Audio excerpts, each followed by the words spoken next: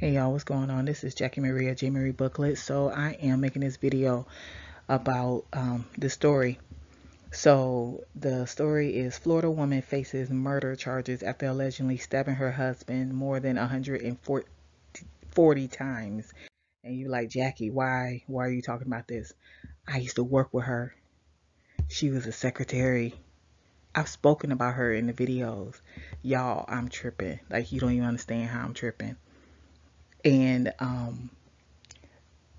and and I was talking to my friend because I was like, wait a minute, I got to call somebody because I got sources everywhere. And I called my friend, and she was like, yeah, the one that trained me. So the lady that trained me sent my friend the information, and she was like, I found out Sunday, so I found out yesterday, which was Tuesday, and I'm like, because when I saw, I'm on the internet, and I see her picture, and I was like, I know that lady. And then I read, and it says Florida, and I'm like, yeah. And then it had Palm Beach. I was like, yes. And then it had her name, and I was like, oh my God, that is her. And but we didn't call her by her name. So the story talks about. Let me see if I can go back. I can't figure out. Oh, I guess I can only go forward. But anyway, her name is Joan Burke, but we didn't call her Joan. We called her something else. And so my friend was like, "No, that they got the wrong picture. That's not her, because that's not her name."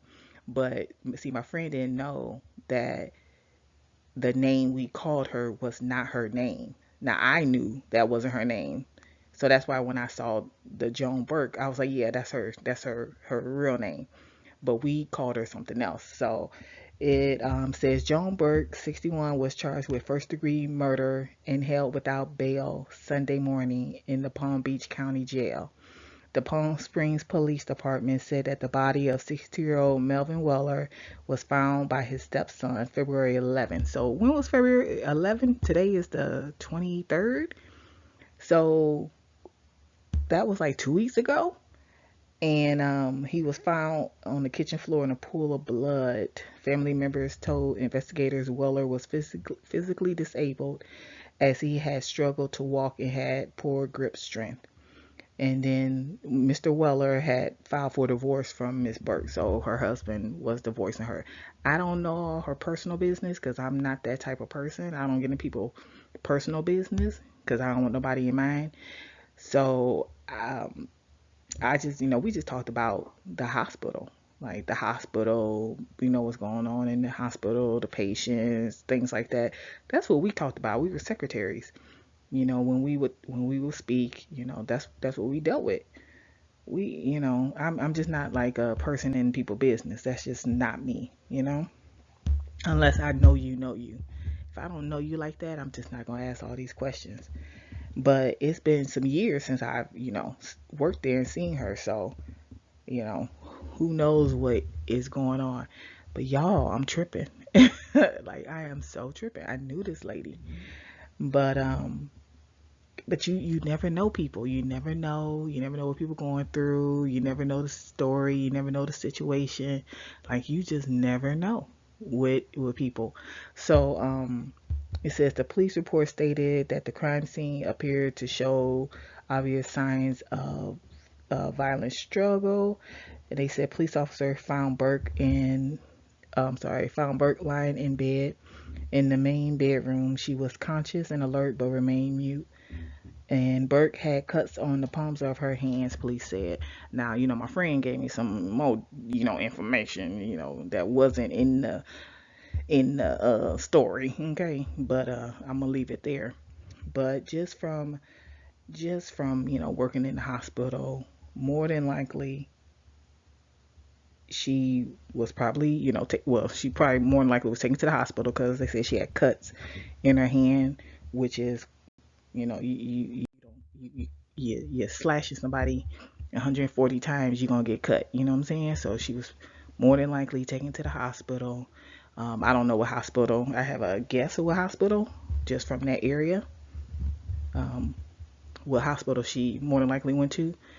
Um, but so she probably went to the hospital, And, of course, they had the police there, outside the door. I've seen that. We've had patients like that. We've had patients like that. We've also had patients, come from the who are already in jail or already in prison, and then they come to the hospital to get treatment, and the police is outside the door. So, I've seen that. So she's more than likely taken to the hospital. The police was outside the door more than likely. More than likely, she was a Baker Act, because a Baker Act, I made a video talking about a Baker Act. A Baker Act basically is someone who would do harm to themselves or others, and they usually have a sitter in the room with them. So when I talk about being a sitter or I talk about a Baker Act, that's what it is. Now, I don't think if you are, I can't remember if if they ever had like a police outside the door, if they had a sitter. I doubt it. I doubt it. I don't think they would have ever had a sitter in a room for someone when they got the police outside the door, if that makes sense. Because I know a lot of times when the police were there, I want to say the police was in the room. You never really saw the police sitting outside the room. They were in the room. Like if you watch if you watch TV, you had the police outside the room, but I don't think so. I think they always sat in the room with the person, but 9 times out of 10, the person they came from jail or prison, and something happened and they needed to come to the hospital. So if you didn't know the police were in there, you wouldn't know the police were there. You know what I'm saying? So, but I don't know. So she might have been a Baker Act. I didn't get that, but that's what I can assume just from my experience of working in the hospital. But y'all, I'm tripping. Like y'all don't even understand. I've spoken to this lady, had conversations with this lady. We like, cause she had been there for a long time. Her and the other lady, cause they worked on sister floors, and that lady had been there for a long time too. Cause I want to say they both were Jamaican.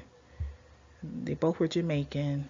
And I know they both had been there for a long time. Because I remember I asked her how long she had been there. I want to say she said at least 20 some years she had been there at the hospital. Oh my God, y'all. Y'all. You just don't know. You just don't know people. You don't know people. You don't know what people go through. You just don't know. I mean, I ain't gonna even lie. There's this nurse. I'm waiting on her to be in the news. I'm going live on her. I'm gonna go live. I'm gonna make my first live YouTube video and go live on her because she was crazy. I'm waiting on her to be on the news. She a Karen. I'm surprised she ain't on the news yet. But and when I say a Karen, you know how these Karens be doing the most in public? That's her. I'm waiting on her to be on. I'm waiting on her to go viral because I know. But anyway, y'all, I'm just saying. Oh, I'm shocked. I'm shocked. I'm just so shocked. This is not someone that in passing, like y'all worked together, but you knew them, you knew of them. If you saw them, you knew them. This is somebody I talked to, like had conversations with. We were in meetings together, secretary meetings together, or whatever. Like, I mean, y'all. Like she was one of those like me would come in on our day off so we can get that money. Okay? They like that was us. Like, oh my goodness, y'all, I'm tripping. I'm tripping right now on this story. But yeah. But that's all I got for you. I just want to let you know you just never know. And I can't believe I actually know someone. I know someone that